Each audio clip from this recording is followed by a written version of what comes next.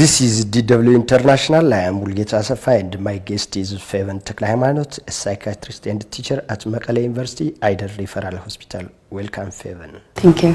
Next day. May you introduce yourself to our viewers? Sure.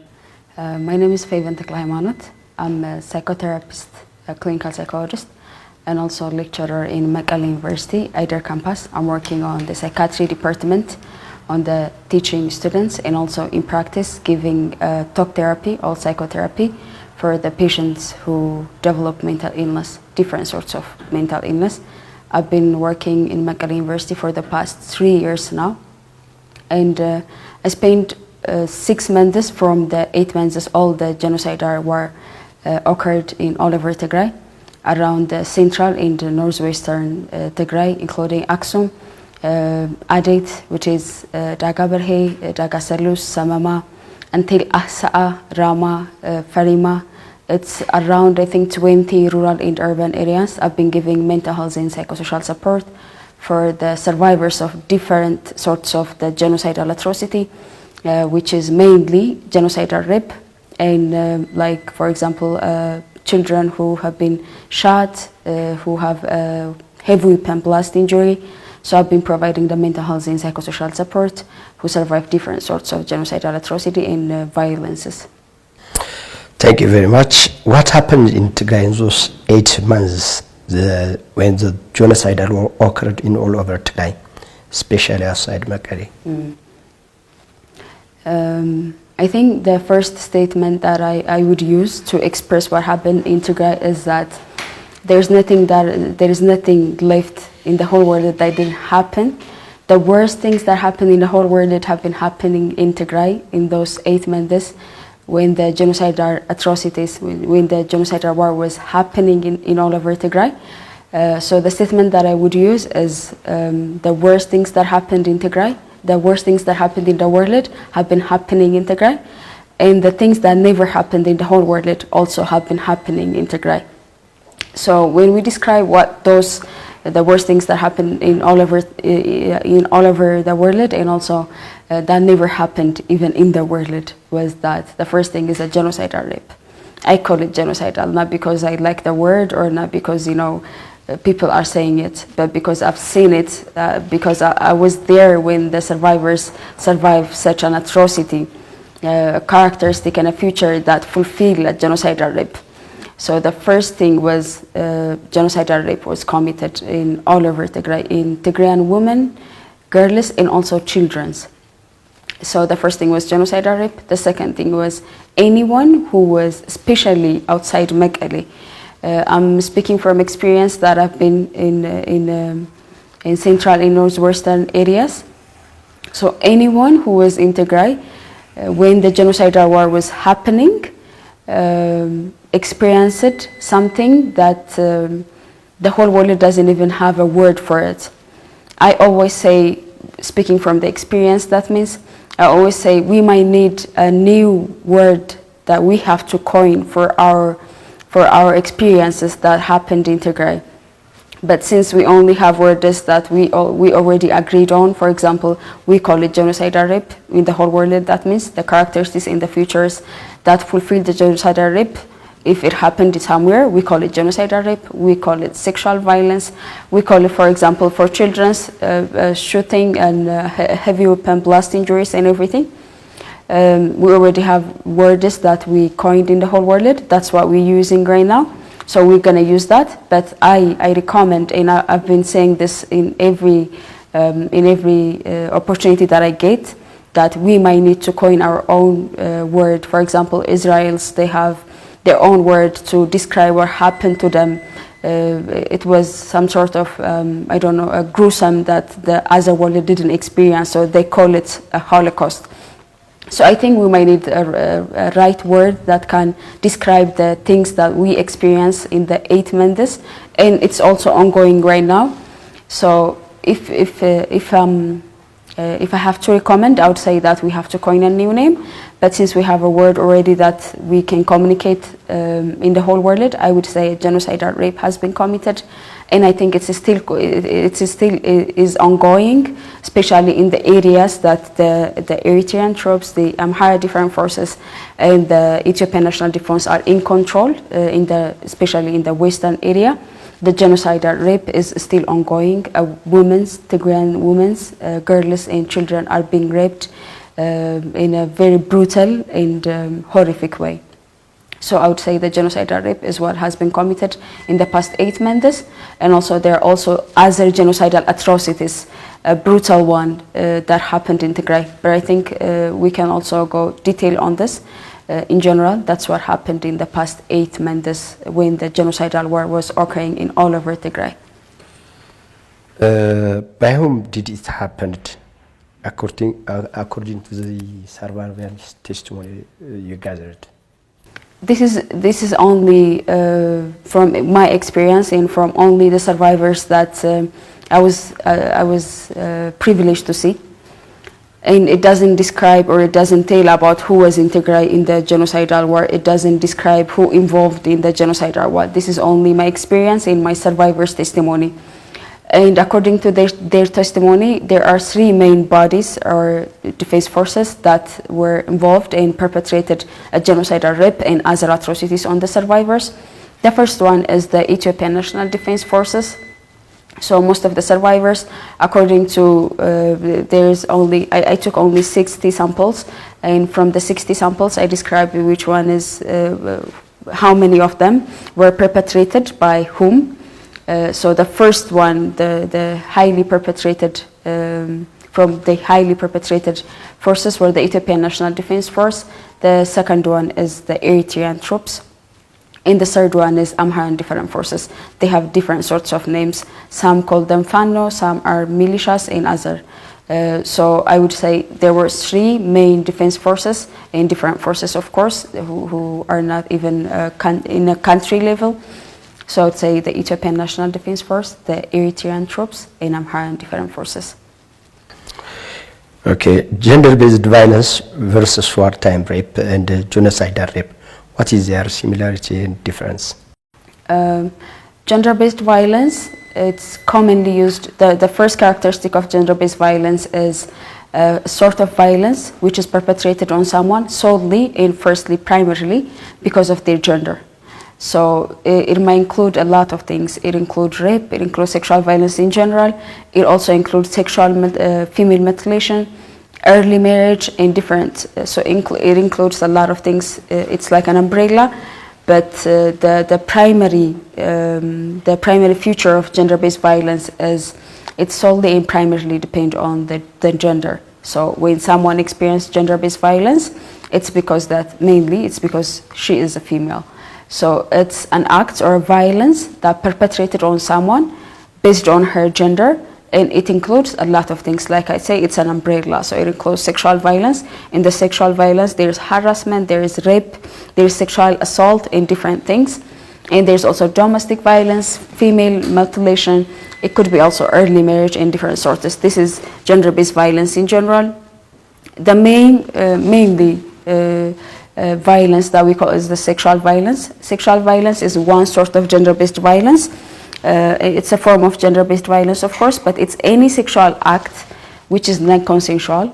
The girl, the woman, or the child didn't give any consent. When it's a child, even if she gives a consent, since she is an underage, it's not considered as a consent. But for a woman or a girl, it's any sort of a sexual act perpetrated on a woman or a girl solely because of her gender, and non-consensually. That means she didn't give any consent for it. So it includes from even touching her inappropriately, especially in other areas that she doesn't want to be touched. It includes until rape, attempt rape, and other violences included. This is what sexual violence is. In sexual violence, the main sort of violence that we found as perpetration is rape. When it's rape from sexual violence, that means it includes penetration. So for someone for us to say it is a rape, there has to be penetration. So it might be also perpetrated on men, also on women and girls, but there has to be a penetration. So It might be anal, it might be oral or vaginal, but there has to be a penetration. If there's a penetration, we call it rape. If there's no penetration, we call it attempt rape. It might be sexual assault and other things. So this is what GBV, sexual violence mainly, and rape means. There are also other sort of violences that we call that happened in Tigray, also in other areas of the whole world, which we call it a peacetime, wartime, and then also recently, in a couple of decades, there's also a genocidal rape. The first thing that I was already mentioning was the sexual violence, which is gender-based violence. The other sort, the peacetime rape, is a kind of rape which is perpetrated on a woman, or girls, or children. And if it is a peacetime rape, if you call it rape, there has to be, as I described it earlier, there has to be a penetration. But it happened, the difference is it happened in the peacetime, there is no war. And when the perpetrator perpetrates the assault or the violence or the rape, the main reason, the root for it, is that the power imbalance that we have in the community. So we have a community in the whole world, not only in Ethiopia, not only in Tigray, but in the whole world, in some, even in a very civilized cities and areas, there's still a power imbalance between women and men. And for that, always the men are superior. And because of that, it's the root for happening a peacetime rape, any gender-based violence, a sexual violence, rape, or any sort of violence, as the root is that there is a power imbalancement between two genders. That means, so the superiority of a man in the culture could be a norm, and everything that fascinates the superiority of a man and related norms and cultures allowed. It might not be directly, but it allowed the man, it gives him an opportunity and also the right to commit such kind of things. So the root is this one for the peacetime rape, that means. The other one is a wartime rape. I would like to define the wartime rape according to the UN definition. And the wartime rape, according to the UN definition, is that according to the UN, the wartime rape is a rape committed often intentionally. So it doesn't happen just out of that means without any intention, without any aim or goal, but it happened deliberately and intentionally. And the intention is to terrorize the group or the community that the war broke out on. So the first one is it's intended to terrorize the community. The second one is it's intended to break the family unit and structure that community has.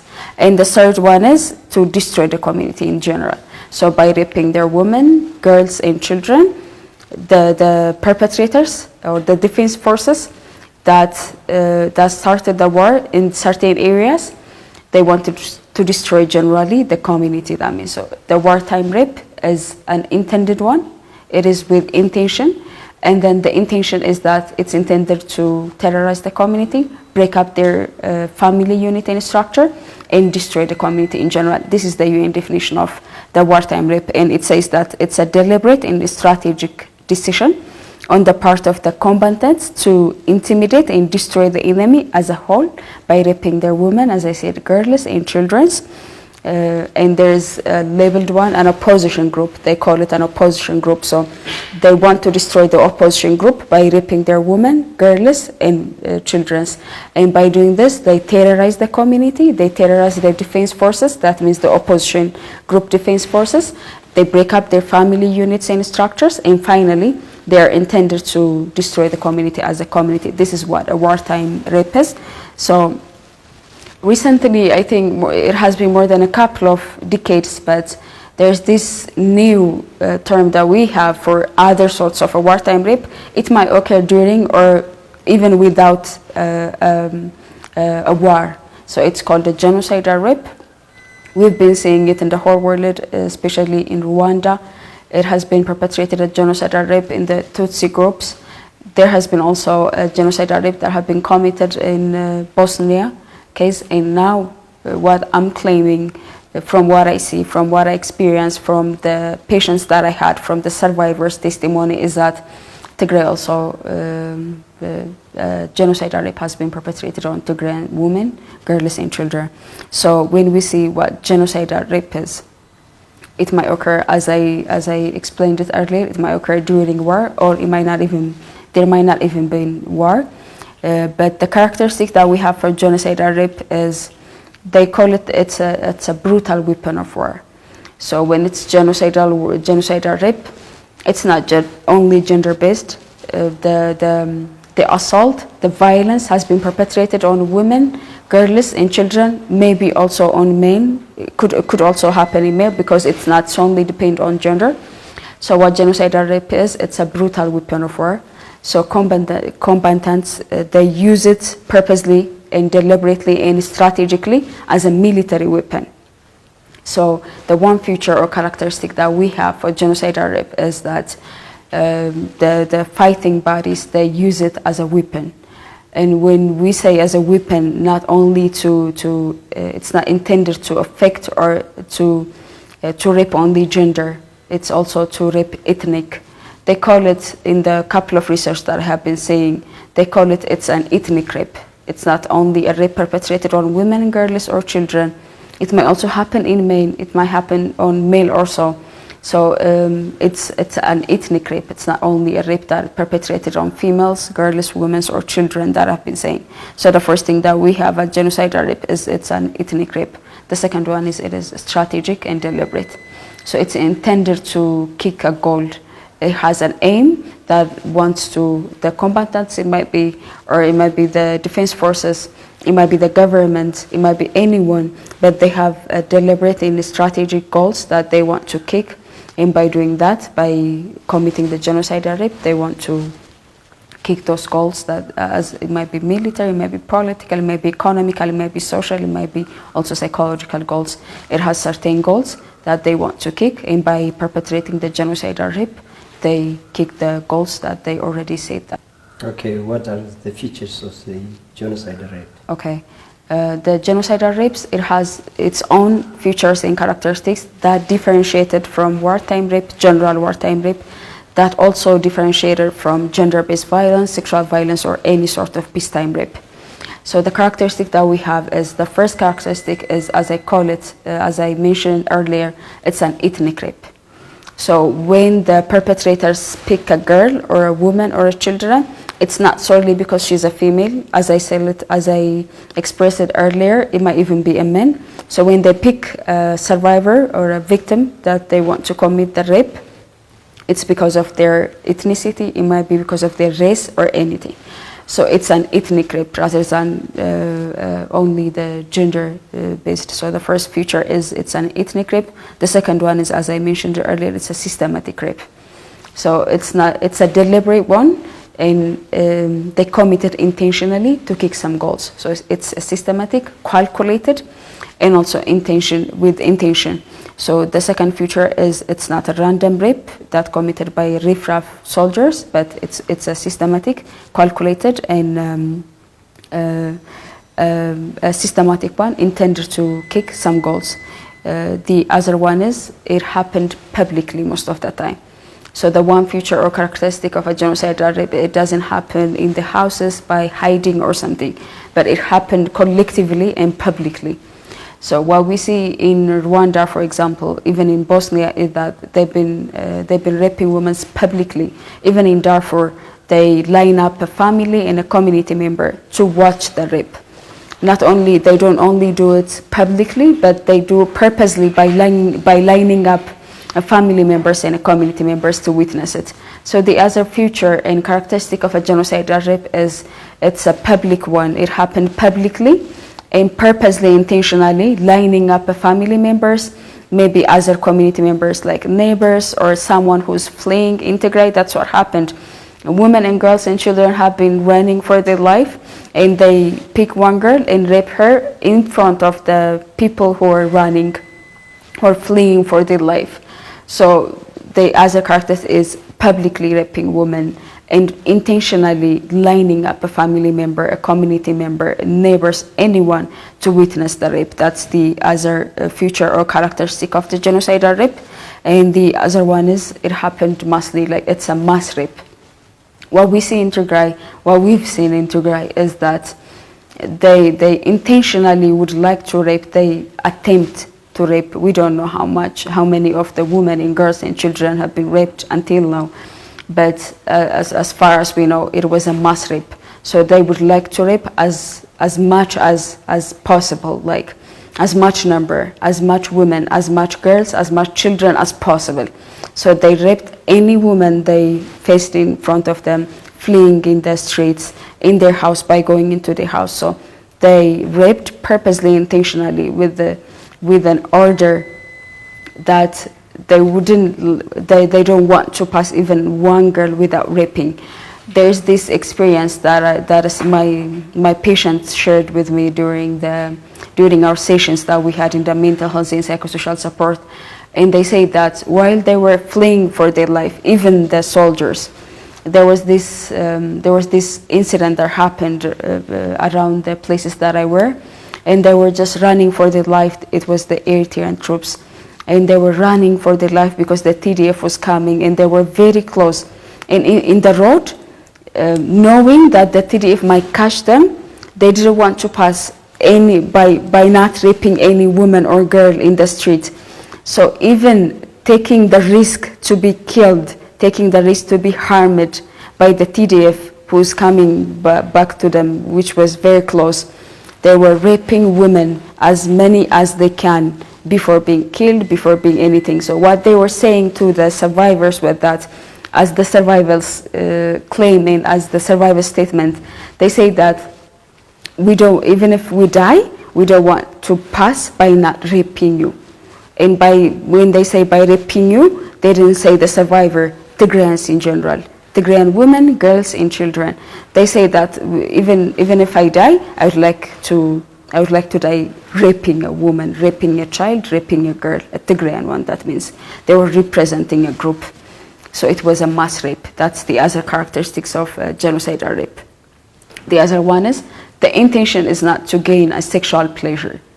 The main feature of a genocidal rape is that the soldiers, the troops, the different forces, when they commit the sexual violence, when they commit the rape, it's not because they want to have a sexual pleasure by raping a woman. It was because they want to degrade, disdain, humiliate, and eradicate the group. So the other feature of the genocidal rape is this. We've seen it in Rwanda, we've seen it in Bosnia, we even see it in Darfur. They were not doing the rape, they were not perpetrating the violence because they want to get a sexual pleasure. They were doing it because they hate the group, they want to eradicate the group. They want to degrade, disdain, humiliate, and eradicate the group. And that's what happened in Tigray also. So this is the other feature or characteristic of a genocidal rape. The other feature or characteristic of a genocidal rape is it's a systematic attempt to destroy the group physically by raping their women, girls, and children, psychologically, socially, militarily, by weakening the military. That all group has a fighting group. For example, in Tigray, there was a TDF, right? In other areas also. So when they committed genocidal rape, when the soldiers, the troops in different forces committed genocidal rape, what they are hoping is not to have a sexual pleasure, as I mentioned it earlier, but to weaken the defense force that is fighting for the group. So genocidal rape as a characteristic is it's a systematic attempt to weaken and destroy the group as whole. That means not only survivors, physically, socially, psychologically, militarily, politically, economically. So this is the other feature of a genocidal rape. The other feature or characteristic of a genocidal rape is perpetrators don't usually use their genitals. They also use inanimate objects. Even in Tigray, we also, researchers have been saying a lot about this in Darfur, Democratic Republic of Congo, Bosnia and Rwanda, that the perpetrators for perpetrating a genocidal rape on the group, while they're doing it in survivors, they don't only use their genitals, they use inanimate objects. For example, in Tigray, according to my experience only, that means survivors have been claiming that they were using inanimate objects for two reasons. The first reason is to rape the survivor. The second reason is to damage her reproductive system. So they use three common things in Tigray. The first one was a stick. The second one is umbrella, and the third one is metal things, like anything which is iron and metal. So the other feature or characteristic of a genocidal rape is that they usually use not only their genitals but also inanimate objects, and this is not sexual. It's purely an ethnic-based violence. That's why we call it genocidal. The other feature in characteristics that we can call it in the genocidal rape is that forced impregnation. So in forced impregnation, for example, in Tigray, women have been forced to be impregnated by different forces because they want that woman, that girl, doesn't have to give a Tigrayan baby. So they want to give it, for example, an Amharan blood. They want it to start. They usually say it as the survivor statement. They say that starting from now, the Tigrayan blood will end in you. So you will have an Amharan child, you will have an Eritrean child, in some sort of things. So the other feature and characteristics of a genocidal rape is that forced impregnation. We've been seeing this also in the countries that have been perpetrated on, that has been perpetrated a genocidal rape. The other feature or characteristics of a genocidal rape is there's always sexual mutilation and sterilizing the woman's and the girl's womb. So they usually try to damage the reproductive system of the woman and girls of the group that she represents. This is the other feature or characteristics of genocidal rape. They usually strict or they usually disallow the group not to we call it, I think, within group births. So this is a humor, right? Any group should have and also have a within group births. But when combatants, when soldiers or different forces commit a genocidal rape, they usually forbid the group. They usually disallow the group to have a within births, and that's another feature of genocidal rape. The other is they usually use sexually transmitted disease. So they deliberately and intentionally transmit, for example, the commonly transmitted disease that even in other countries that we see in their research and studies is that HIV. So they deliberately infect women with HIV/AIDS and other sexually transmitted diseases. This is the other feature and characteristics. So generally when we see the genocidal rape, it's a widespread, calculated and systematic rape. Okay. What kind of psychological and social impacts did it leave on survivors and people of Tigray? I think before we see the psychosocial impacts that the genocidal rape left on Tigrayan women, girls and children, I think we have to see the features that happen. For example, the forms of genocidal rape that has been committed in Tigrayans. I would like to mention that first. And the first one that happened in Tigray, in Tigrayan women, girls and children, is gang rape. So according to my experience, according to the patients that I have, only one woman, one girl has been raped by 16 soldiers for one, that means. So many has been raped by 2 or more than 2 soldiers or troops or for different forces. So the first feature that we have, the first form of genocidal rape that Tigrayan women, girls and children experience is a gang rape. And as I mentioned it earlier, they have been raped from one soldier until 16 soldiers for one woman.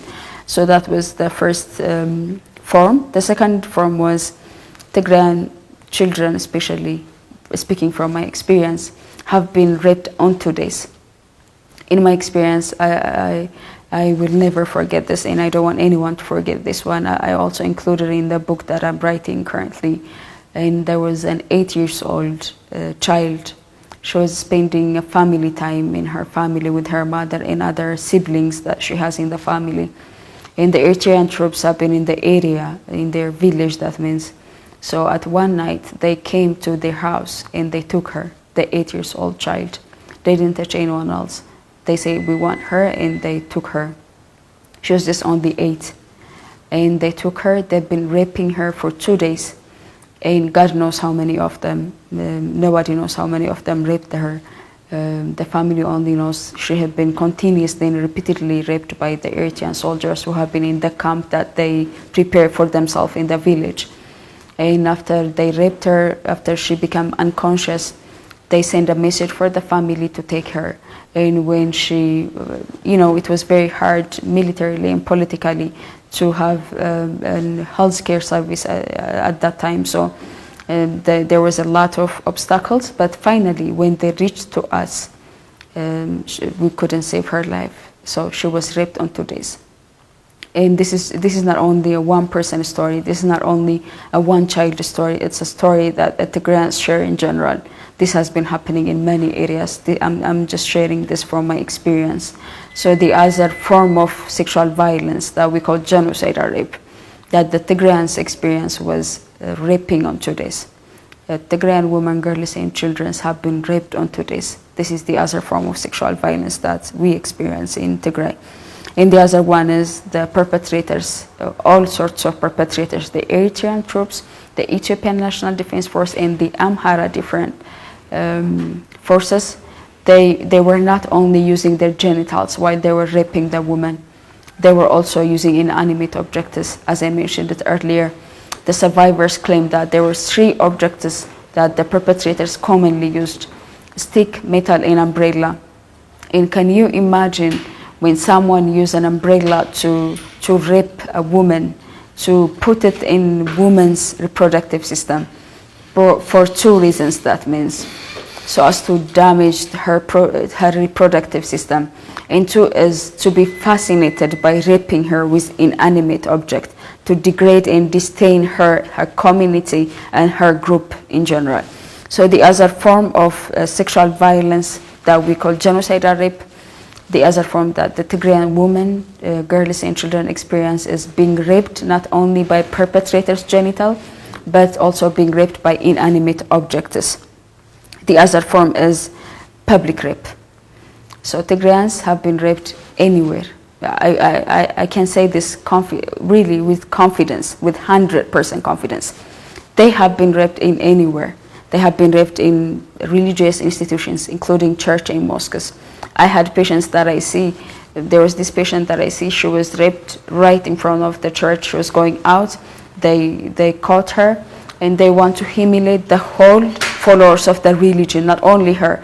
She was with her mother and aunts and neighbors, but they forced all the followers of their Christianity to stand there and to watch the assault. They raped her for 3.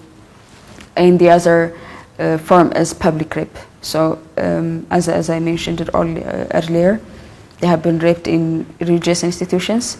They have been raped in public business centers. There was this patient that I had. She was raped right in her. What she does is she sells tea and she has a coffee shop, and her daily routine, her business is to sell tea and coffee mainly. So the soldiers came to her center. They say go out for the rest of the customers that she had at the time, and then they raped her right there. All the people around the business center, the one who was like passing, and everyone was listening the violence. So there was a rape in the business centers. There were rape when women was fleeing. They caught her and they raped her publicly in the street and the roads. So I would say this boldly, really. There was no any place that was like a protection for a woman or a Tigrayan woman, girl or children when the genocide was happening. So the other form of the genocide rape was that the women, girls and children of Tigray have been raped anywhere. In religious institutions, in public areas, in piazzas, everywhere, in the street, in the roads, even in the cliffs. Some of the survivors that I had in providing the mental health and psychosocial support was that they hide in the cliff, and they came and they raped them even in the cliff, inside the cliff. That means so. The other form of sexual violence that we see in Tigray is that a public rape. The other one is they mutilate and sterilize the Tigrayan woman and girl's womb. So the other form of sexual violence or genocide rape form or feature that we see in Tigray is they damage the Tigrayan women, girls and children reproductive system in general. They have their own goals. We might raise it later, but they mutilate and sterilize Tigray and swoop. The other one was, it wasn't only women and girls that has been raped in Tigray. Children also have been raped in Tigray. So from my experience, from 8 years up to 75 years, that means 8 years old child up to 75 years old the grandmother, that means who survived the genocidal rape. So the other form is the rape of children.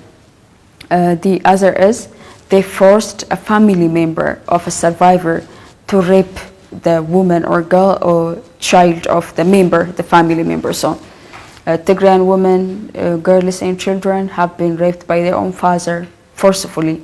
They have been raped by their uncle. They have been raped by other family member. If they don't have a family member, they usually call a neighbor to rape the child or the girl or the woman. So the other form that we see in Tigray, in genocidal rape that have been committed in Tigray, is they forced a family members or a neighbor to rape another family member. The other one is sexual slavery. This is not a common thing. None of this is a common thing, really. And sexual slavery is another thing. I mean, they kidnap a woman or a girl that they face in the street, from their home, from anywhere. They kidnap her forcefully. They take her to the camp that they prepare for themselves, and then they rape them continuously and repeatedly. It might be for 1 month, continuously, every single day, forcing them to be their sexual slave, forcing them to be their physical slave also. So the other form of genocidal rape that the Tigrayans experience is sexual enslavement. The other one is there was a brutal physical violence in torturing them while raping them, that means. So committing the genocidal rape, they also include a physical abuse, torturing them purposely and deliberately, and also using verbal abuse, ethnic-based slurs. There are words, insulting words that they use that can describe the group which they think. So there was a brutal physical and verbal violence, ethnic-based verbal violence in torturing them while also raping them. The final feature of or form of a genocidal rape that has been perpetrated in Tigray is that, you know, I don't want to say that our culture, norm, or anything is different from the whole world. I don't want to say that. I mean, any culture and value and any family unit structure, religion and everything, it has its own characteristic, and any group has its own unique value and culture. And in Tigray, what the survivors have been claiming is that they have been raped in the way that they never know it exists. Most of the survivors that I have been seeing who survived anal sexual violence, they say that they didn't even know that there is such a thing in the whole world. They didn't know that there was a sexual intercourse that happened in anal way. They don't know there is an oral sexual intercourse in general. And they say that it doesn't go with our culture, it doesn't go with my value, and that has a significant psychological impact. By being raped by a form that you never know that it exists. And for some, they know that it exists, but it's a condemned one. It's condemned by their value, their culture, and their religion especially. So this one, it has a significant and severe psychological damage to my patients. So the final form of sexual violence that we call it genocidal rape, that the Tigrayans experience, is they have been raped in any form, in anal, oral, and vaginal way.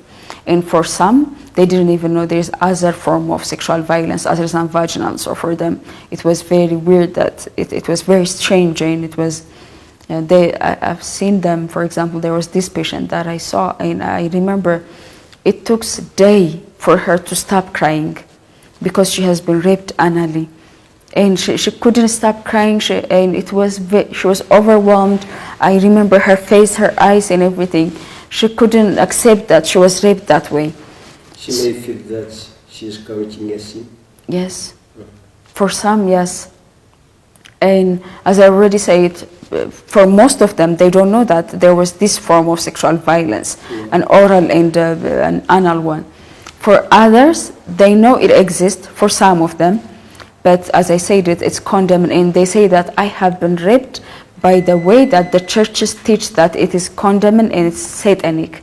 And for that, they say that their soul is dirty after they have been raped. And I say, you have been raped, you have to know that. We have to know the definition of rape. It's non-consensual. It's without your consent. You didn't give a consent to be raped this way. You didn't give a consent to be even touched. But for her, she said that this is a condemned one by my religion. They have been teaching us in church, and now I've been raped in that way, and now I have a dirty soul. So the last form that the Tigrayan women, girls, and children have been forced to experience, finally, is they have been raped in any form, anally and also orally, including to the vaginal sex, the vaginal sexual violence, that means. What kind of support did you provide to these survivors? I think the psychosocial impact that it left on survivors. I've never seen something like this. I've been working in the teaching hospital. As I told you, I'm working in Mekelle University at their campus, and it's a teaching hospital. We have a hospital, and most of our work is to provide a psychotherapy for any person who survived different sorts of abuse. It might be child abuse, but also it might be rape recently. And I've been providing a psychosocial support for any person who developed a mental illness. It might be due to abuse, or it might not even be due to abuse. But I have never seen such kind of people with such kind of psychological impact. It was intense. I don't know how to describe it. The symptoms that they show, we need to have an indigenous understanding of the symptoms of the mental illness that our survivors, our patients, show because of the genocidal war atrocities, specifically because of the genocidal rape. But as in the beginning, as I said it, we only have a communicated way of understanding of, for example, we have a DSM that we call in our profession. So there is some sort of symptoms, and if anyone fulfills the symptoms, then you call that person, they have such kind of disorder or such kind of mental illness. We need to have an indigenous understanding of the mental illness by our own. But until then, the psychosocial impact that the survivors were showing, the first disorder was PTSD. Commonly, most of the survivors that I was providing mental health and psychosocial support, they develop PTSD. PTSD is a post-traumatic stress disorder, mostly after experiencing a traumatic experience or a violence, a very brutal one like we saw in Tigrai. So most of them, they develop a post-traumatic stress disorder. Hopefully we will have a session that we can talk about mental disorders that develop after genocidal rape and their solutions also in other session that we might have Mulugeta. But for today, I only would like to mention the names. So the first one was PTSD, the post-traumatic stress disorder.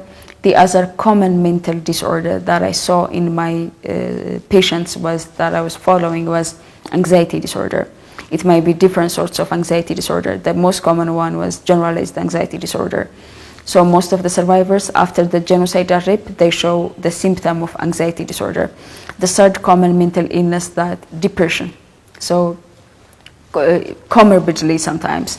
For example, many patients who fulfill the criteria of post-traumatic disorder, they also show depression disorder together. So they have PTSD and also depression as a comorbid mental illness. But the common other mental illness that the survivors that I have been treating show that depression. Other than this, I think the psychosocial impact that not only the survivors but also the community members who experience direct trauma and also indirect trauma, it left them a permanent scar, a permanent physical, psychological, and social scar in the survivors mainly, but also in the community members.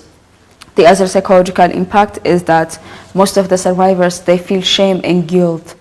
They say that because of the rape that they survive, as I told you earlier, the forms were very different than we usually experience in the peacetime, and that's the characteristics and features that forced us to say it's genocidal rape. And after they survive that, they usually feel shame and guilt. And we've been working on this on my patients. I always work on the shame and guilt. The first thing that I do is I help them to develop coping skills and to accept that it's not their fault. And the shame and the guilt, they shouldn't feel that. The perpetrators has to feel the shame and the guilt, and not the survivors. But the other psychological impact is all of the time. Most of the patients, they feel shame and guilt. The other thing is fear and anxiety. Whether they have it as a disorder or not, most of the survivors, they have been living in the fear.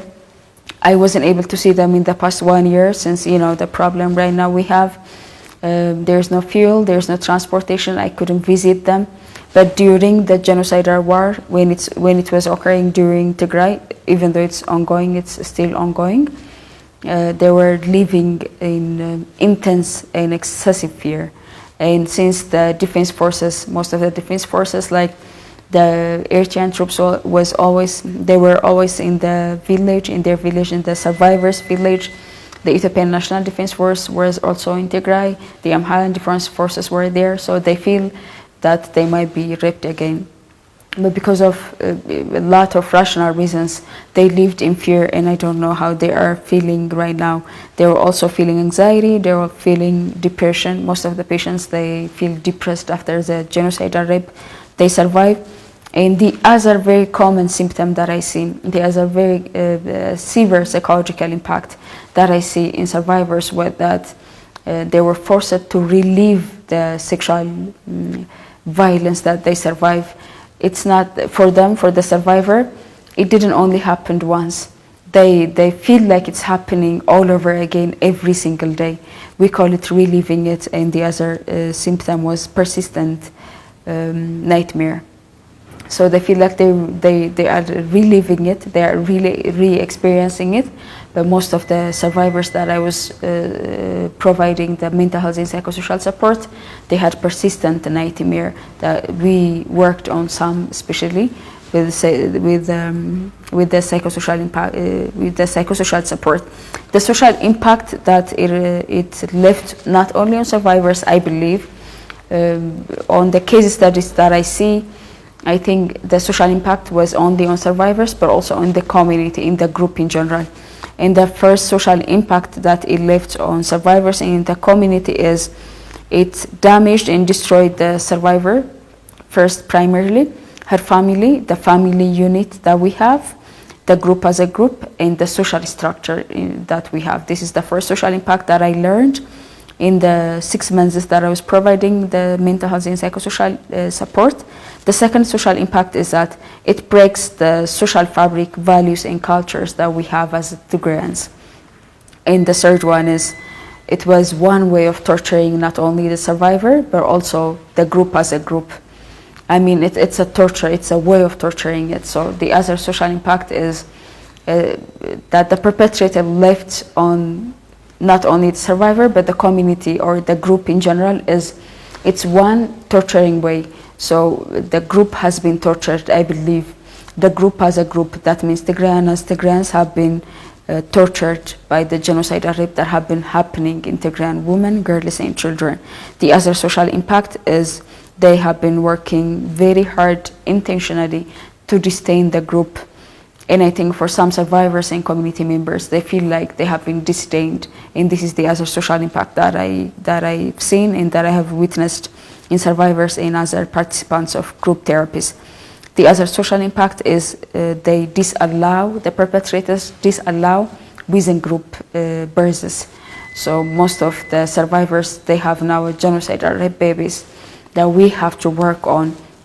And the other social impact that it left on us is it disallowed Tigrayans the within births that they have as any right they have as human. The other is it shattered, I believe. This is only based on the observation that I have on my survivors and the communities that I have been able to see.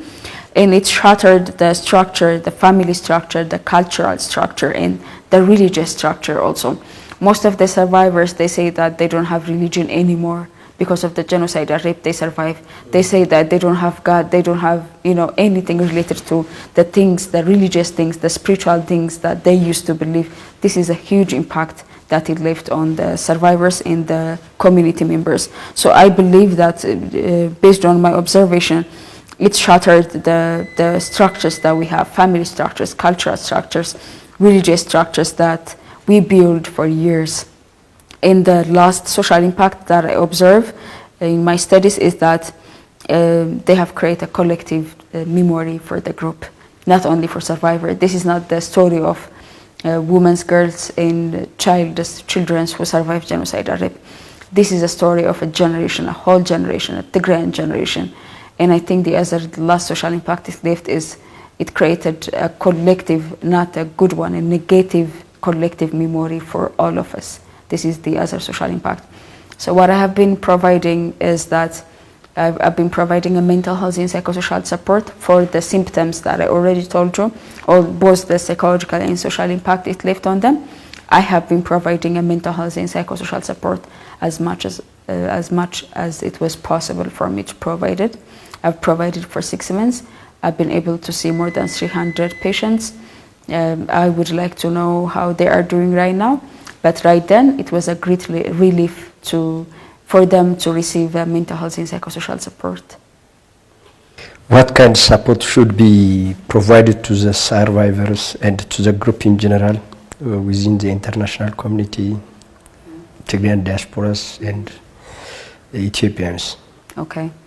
I think this is not only, for example, if the siege stopped, what we are planning to do, even though we planned or not, this is not only going to be 1 or 2 year work. It's going to take decades to work on the reparation, to work on the rehabilitation of Tigray in general. So psychosocially, economically, politically, in any way, to repair and also to rehabilitate the community members, the survivors, whether they experience a direct or indirect trauma. Believe me, it's going to take more than decades. It's going to take 10 years or 20 years. We've seen it in Rwanda, we've seen it in Bosnia, and it's ongoing. It has a transgenerational impact, especially psychosocially. So the works that we are going to work, it's not going to be a 1 year, 2 year, or 3 year work. It's going to be a work that we're going to work for years. And I would like to start by, I don't believe that what happened in Tigray is being narrated in the right way that happened in Tigray. So I think the first thing that we have to do is that we have to narrate to the world, the whole world, to Ethiopians and the rest of the world, to see what exactly happened in Tigray. So the first assignment that we have, especially for the people who see what happened in Tigray, by seeing the survivors, by being in the areas that happened the most brutal and the most unspeakable atrocities, we have an assignment to show this to the whole world. The first thing that we have to do is that. And the second thing is that the support that we're going to provide, it's not going to be only individualistic. For example, I told you that I've been seeing more than 300 patients, but there are survivors, there are hundreds of thousands for sure. So, and there are the direct survivors. There's also indirect trauma. For example, children have been forced to see the sexual violence their mother survived and everything. So it's a collective trauma. It's not trauma, or it's not a violence perpetrated individually on some people. It's a collective one. It has been perpetrated on Tigrayans. So our intervention has to be collective. I believe a community-based interventions has to be planned, projected in a big and huge projects, and being delivered to the whole community. So the second thing that I would like to recommend to anyone who's listening to this is that we have to plan, starting from now, to provide a community-based interventions in multidimensional way. This is our second thing. I think the third thing that I would like to say is, I would like to say to anyone who would like to hear and accept this and provide their help, I would like to start by Ethiopians. I would like to start from them. And the first thing that I would like to say is something that happened in the whole world, and things that happened, the worst things that happened in the whole world had happened in Tigray, and it's still happening in Tigray. And I would like to call the whole Ethiopians to be voice for Tigrayans, to be voice for the survivors of the genocide rape, and to be voice for the whole community that survive a direct trauma or indirect trauma in general. So I would like to call Ethiopians to be voice for all Tigrayans, and to be voice that it has to stop, since it's still ongoing, that it has to stop, and the necessary needs, the basic needs, has to be in Tigray, and also the multidimensional support that we are planning individualistically and collectively for the whole community has to be delivered for survivors of different genocidal atrocities. The first thing that I would like to say is there is this thing that we call impunity. So in some areas, researchers say that the rape in general, sexual violence, gender-based violence, and wartime rape and genocidal rape, the reason that it's happening is because perpetrators always doesn't get what they deserve after they perpetrated such an act. So there's this thing that we call impunity. So they don't get punished after what they did. So I would like this is for us, for the whole Ethiopians, and for the whole world. Perpetrators of the genocidal rape, perpetrators of the genocidal atrocity that happened in Tigray in general, the perpetrators has to be punished. There has to be accountable, and they has to be punished. And this is not only for Tigrayans' sake. It's like I always say, it's not for the sake of Tigrayans. This is for the whole world. We have to teach the whole world that it's not okay to perpetrate such a brutal way of genocidal rape, such a brutal atrocities in one people, in one group, in one community, and then escape from punishment. We have to show the world, we have to teach the whole world that it's not okay to do this and to be free. So the first thing that I would like to raise for the whole world is that they have to stand and be voice and say that the perpetrators has to be accountable and they have to get the right punishment that they deserve. The other is the Tigrayan diaspora. The Tigrayan diasporans, they have been voice, they have been support for us, and I personally would like to say thank you, because most of the cases that I have been seeing, and then I've been communicating for some during and after the genocide when it was happening in all over Tigray, and they used it as a tool to fight for it, and they feel the pain. They're living really, we're living in the moment and in the situation where you cannot even fulfill your basic needs. Most of the Tigrayans are not fulfilling the necessity or the basic needs that they deserve to survive. And most of the Tigrayan diasporas, they have the privilege to have that opportunity, and yet they are still feeling our pain. They are feeling the pain of the survivors of the genocidal rape. They are feeling the pain of any Tigrayans, even though they have a better life. And I would like to say thank you for not, forgetting about their people because of the situation they have, the better situation they have there. And I'm so grateful for what they have been doing in the past 2 years in general. But I would like to say that we have a huge and a very long journey that we have to go, starting from now, supporting, in my case, the genocidal rape survivors. I've seen what they need, I've seen what they experience, and I know what they're in need of right now. And honestly, I couldn't sleep knowing that they don't have their needs. They need a physical support. They are still suffering from medical things. They didn't get the right amount of medical care that they need. They didn't get the right amount of psychosocial support they need. Economically, they are completely damaged. They don't even have a mattress to sleep. They are sleeping in the ground with their children after surviving a genocidal rape. As I told you earlier, the other social and the religious and spiritual impact that it left on them is they don't have anything to believe in right now. They don't have any hope for it. And there is 4 main multidimensional support that we need to support to provide the genocidal rape survivors. And we have, and I really count on the Tigrayan diasporas to help us on this, to provide the multidimensional support that the genocidal rape survivors in need of. And I would like to add this for the Tigrayan diasporas after experiencing my gratitude and also appreciation for what they have been doing in the whole world. The last thing I would like to say for Ethiopians, for Africans, and for the whole world is that there is a simple learning theory that we have in psychology, and it's called operant conditioning.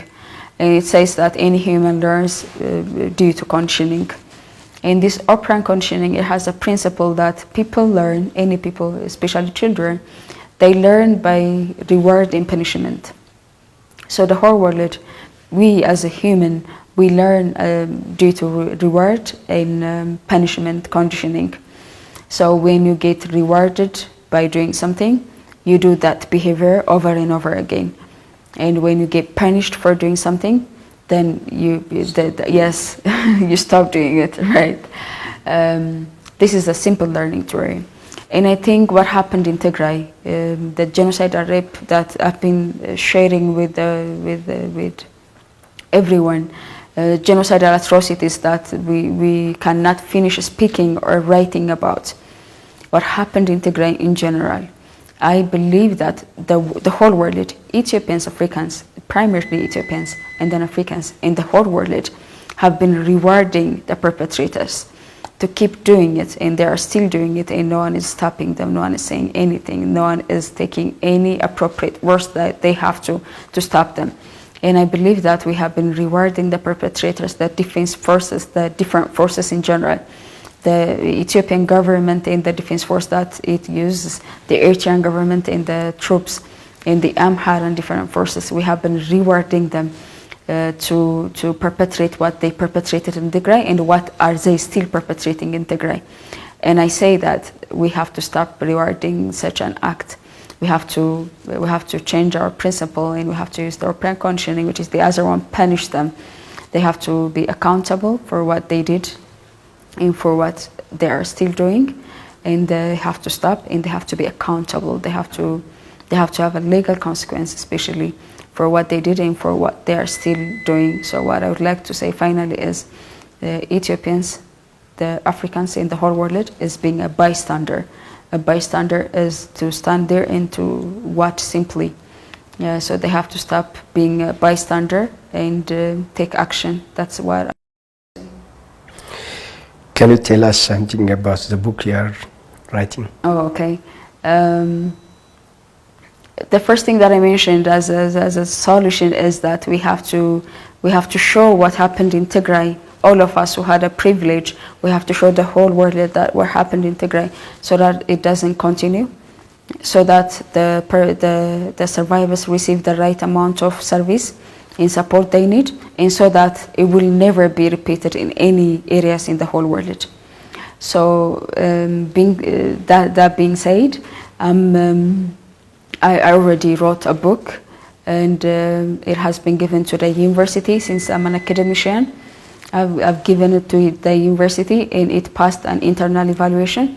There's also an external evaluation, and it's going the external evaluation, and after they finish, it will be published soon. The book has been wrote in Amharic, in English. We have an international organization by our side to publish the English version, and we're working on it, and we will recently publish it internationally, and the whole international community and anyone who can read English will be able to read it. That means the other one is there's also another book. It's based on the testimonies and the statements in the patients in their own word, and there are 66 survivors narrating what happened to them and the psychosocial impact it left on them. This book has been wrote in Amharic also. It has been now being translated into Tigrinya. In the German community, there is this university, and we have scholars there. They are also translating it into Germany. So we have 5 books coming recently. Hopefully all 5 of them might be at the same time. It might or it might not be. But as soon as we finish with any of them, I will be able to publish the books that I already wrote. It's 5 of them. It's in Amharic, Tigrinya, English, and Germany. That means the main thing that I am working on, it's not only to show the world what happened, but also to provide the multidimensional support the survivors deserve. So recently I'm working on this project. It's a huge project. Many people are participating on it. In the university we're working on the project design. We're working on the project proposal. After we finish that, we will be communicating you, of course. So where we are planning is to have a center in our hospital in the Eider campus, to have a center for sexual violence survivors, genocide or rape specifically survivors, and then this project will have branches, implementing partners and everything. Our plan is honestly to reach to any woman, girl, and children who survive genocide or rape. We will go home to provide the support. We only start working on the project design. That's the goal that we have, as I told you. And we need the Tigrayan diasporas, the international trauma intervention communities. We need the regional sector, and also the regional statement governors, of course, the Ethiopian people and their government. Other than being accountable, of course, they have to be accountable, but we need the people supporting on us, supporting this huge project. So we're working on this. After we finish the project design, we'll be communicating to you, of course, and to the whole community in general. This is the thing that we are doing. If there is anyone, it might be in Tigray, it might be outside Tigray. If there is anyone who would like to support this, they can communicate us. The chairwoman, and they can communicate us. And if they want also, they can stand by themselves and have another project. But we're working on this, and we would like anyone to support us on this one. Thank you very much, Feven. We had a very fruitful and in-depth interview. Thank you very much.